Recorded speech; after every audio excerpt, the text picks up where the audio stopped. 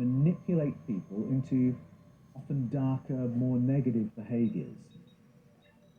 The Day of the Dove was an episode in the original Star Trek series. Written by Jerome Bixby, it aired for the first time in 1968. The crew of the Enterprise has been drawn into a conflict with another species, the Klingons. However, it soon emerges that something other than the humans and the Klingons has had an interest in fomenting this war. In the Day of the Dove, the crew of the Enterprise realize that their bit of space and their ship has been invaded by an energy based life form. It's a non material life form, but it feeds off the energy of the biological life on the Enterprise. In that sense, it's very much like a virus. As the episode unfolds, it becomes clear that the energy being is a kind of parasite, feeding off the low vibrational energies of the Klingons and the humans. Emotions of hatred, anxiety, anger, sorrow, despair, and aggression all serve to strengthen the entity's energy and increase its influence over people. In turn, the energy being seeks to heighten every negative emotion among the humans and the Klingons so that it can carry on feeding off them. All the while, the entity remains hidden, keeping the people in the dark as to what it's doing. A solution is finally found when the Enterprise's science officer, Mr. Spock, recognizes what the parasite is doing. Once they have understood how they're being manipulated, the humans and the Klingons then defeat the energy being by refusing to go to war. Instead, they make peace, and as they begin to relax and laugh together, the entity simply has to leave to find its food elsewhere. The idea of virus like energetic beings influencing human behavior is there in the text of primitive Christianity. The Apostle Paul speaks about elemental spirits and principalities and powers manipulating us and diminishing our human experience. In the book of Ephesians, he says that our real struggle on earth is not human against human, but it's against spiritual forces or powerful ones in the heavens. And then also in the New Testament, you've got the writer John speaking of spirit beings which have come into our world to mislead the human population. Now, this is exactly the drama that we see playing out in the Day of the Dove. Spock works it out, works out what's going on, and they realize what they have to do to defeat it. The episode is dramatizing a kind of entity known to the ancient Gnostics as archons, virus-like energy beings who can manipulate human thinking and then feed off the negative emotion. That's exactly what the story is about. And in the Old Testament book of Job, we see archonic power in action. Job is a book with ancient Sumerian roots, and in the story there's an energy being, an archon, called Satan, who wants to see if he can get into the mind of a human called Job and stop him worshipping his God. It's the same archonic power with the same name that Jesus wrestles with at the beginning of the Gospel of Luke, and the wrestle is the same. Can this archonic power get into his mind and stop him worshipping his God? In the book of 1 Kings, something very similar happens. You have the leader of the Sky Council wanting to foment a war between two human demographics. And this is a big part of what the Sky Council does. And so a spirit being volunteers to go to the planet's surface to mislead the thinking of the military advisors of one of the kings. Now that's what we call archonic power. Energetic entities that can influence human thinking and manipulate human behavior in order to foment conflict and feed off it. Jerome Bixby's story, The Day of the Dove, dramatizes an ancient concept. Bixby invites us to ask questions of our own world. Who what do we advantage when we go to war against one another? Who profits from the conflict? Who or what do we advantage when we fall into patterns of fear and loathing, anxiety or hate?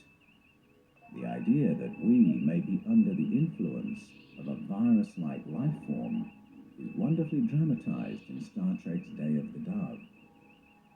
Our world mythologies reveal it as a story as old as humanity and perpetually relevant. Is very current. In the 21st century, people asking questions that relate to this story about archonic influences. Why are the algorithms of our social media making us angrier, more depressed, more hateful, more spiteful, more polarized? Why are our politics around the world resulting in countries whose populations are more polarized than ever before? Why are we seeing such an alarming resurgence of militant xenophobia around the world? Are we being told the real reasons behind our engagement? I had to step out for a quick second, so if he said anything about Mr. J, just know Mr. J is the devil, and all those other names, just in case. In various wars, are our governments deliberately fomenting fears and insecurities? And are our struggles purely human against human, or is there another archonic layer to the story? If planet Earth is surrounded by a community of ET entities, and has been for aeons, why is their presence kept secret? And why would the advent of nuclear and spacefaring technology have brought the ET presence closer to the public eye? Is the Sky Council referenced in our ancient mythologies still present but operating with a policy of low profile? The Star Trek universe, or part of it at least, is governed by a Sky Council. They call it the United Federation of Planets. And it's a collaboration of human-like ET civilizations learning to seek each other out, occupy the universe together, and learn from each other's distinctives. Now, the Federation's engagement with other planets is governed by what's called the Prime Directive.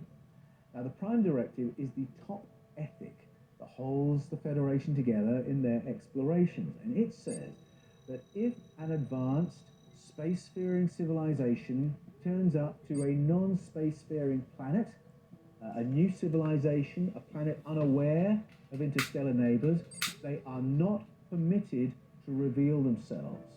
They're not permitted to announce their presence or interfere in that planet's development. And the various civilizations in the Federation sort of police each other in that, and they more or less stick to that commitment with a few slip-ups here and there. But that's the rule. We stay covert until they are spacefaring. I wonder if that's where the policy of secrecy our governments have maintained around the UFO phenomena and ET contact actually comes from. Now, our governments have maintained a policy of secrecy around UFO phenomena and ET contact for 70 years. And I wonder if that policy of silence actually emanates from a prime directive that is not our own. The Star Trek world resonates with contemporary narratives around ET contact. It is filled with references to ancient mythologies and esoteric knowledge. It is also peppered with predictions made in the 1960s of technological advances made up to half a century later. Think touchscreens, tablets, voice interface computers, Skype and FaceTime, cell phones, Bluetooth, transparent aluminium, 3D printing, and the Universal Translator. All appeared in Star Trek 30 to 50 years ahead of the rest of us.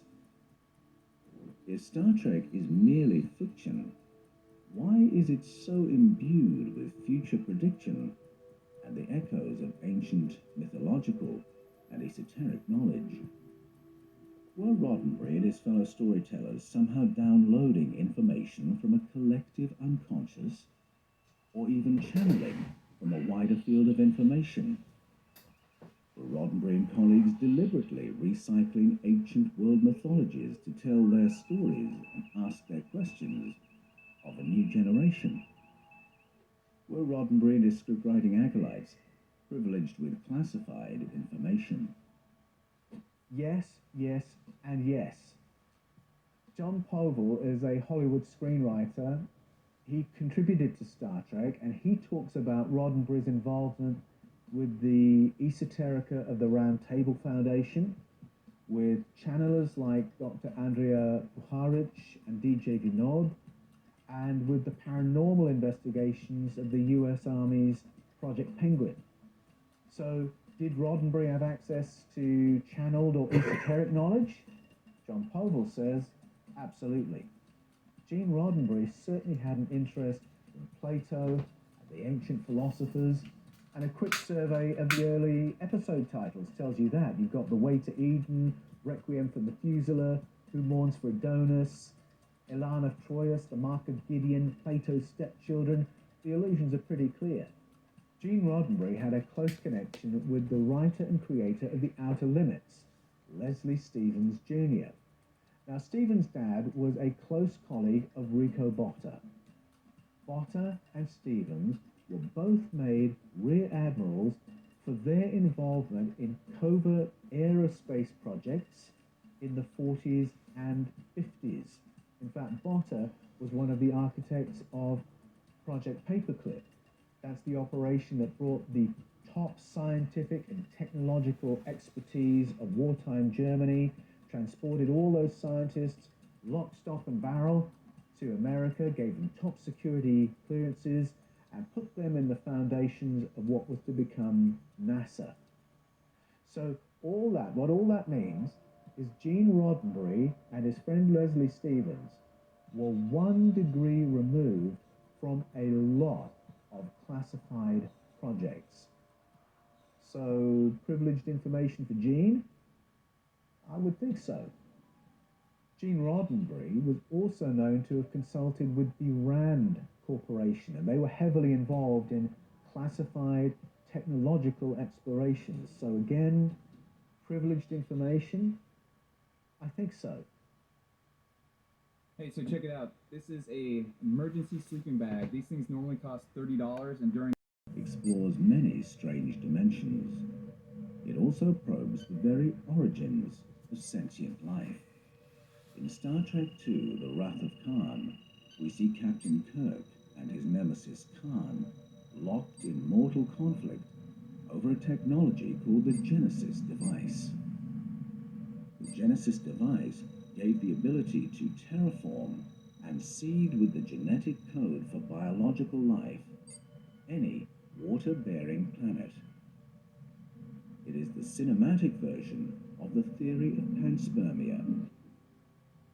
In the 1960s, Francis Crick, co-discoverer of the double helix of DNA, argued strongly that the genetic code for life on Earth originated somewhere in outer space. This genetic code may have been disseminated throughout the galaxy to generate biological and sentient life on any hospitable planet. Proponents of this theory have included physicist Leslie Orgel and Carl Sagan. Today, eminent researchers in DNA research Maxim Makulov and Vladimir Sherbak argue that elements... No, that right there is two-part information, because we read older books. The creator, of course, made us, and therefore that makes it clear when they made us. That the seed, good seed, was put on the earth. Okay, and there's stories behind that. You can read up on it. But then also, there's somebody that investigates in that same story and finds out not only was there good seed in the earth, but then someone from somewhere had also put their own seed, bad seed, on the earth. And when they put bad seed on the earth, a lot of bad things start happening. That's why you get that verse where let the wheat grow with the tear, And at the end, there'll be a harvest. And just like the harvest is ripe, there's a two-part scripture because it plays on both sides. I'll just let you sit there and think about that for a second. So the mathematical coding of our DNA all but prove that our design originated off-planet and that it was intelligently designed and artificially engineered by an ET intelligence. This theory, which is maintained by serious, peer-reviewed scientists all around the world, I think merits serious attention. And what I find fascinating is that it's a story we already knew from our world mythologies. Plato tells this story. The Mayan tradition tells this story. Indigenous narratives from North America, Mesoamerica, Africa, Sumeria, and as my book argues, it's embedded in the book of Genesis as well. And our Now, the indigenous ancestors narrative told of a the story Zulu people to of warn us Southern about Africa, these the guys. story of Unkulunkulu, tells the story The Creator in a told us beautiful not to deal with cinematic those guys. form. All the forms of life, it says, with which we are familiar, came to Earth in the beginning in seed form from outer space. And here the seed pods for plants and fish and birds, animals and humans all gestate and become habituated to planet Earth. Now that's the Zulu vision of panspermia. You watch Star Trek The Next Generation, look for an episode called The Chase, and you will hear a very precise version of Mikulov and Sherbak's case for panspermia and artificial design, all summarized very nicely by Data, as he explains to his captain the origins of life in that quadrant of the universe. Time and again, Star Trek brings us cutting-edge scientific theory, esoteric knowledge, and the retelling of ancestral stories about who we are as a species.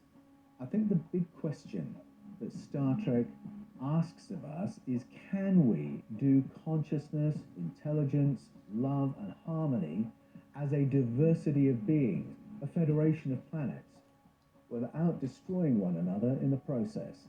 And for me, that's the great question. It is the question put to us by Plato's teaching 2,500 years ago. I did a documentary piece. It's an early piece on the Paul Wallace channel, so please forgive the quality. It's called Oneness and Consciousness. And it puts that great question, and it examines the two models of unity that we find in the Star Trek universe, the Borg and the Federation of Planets.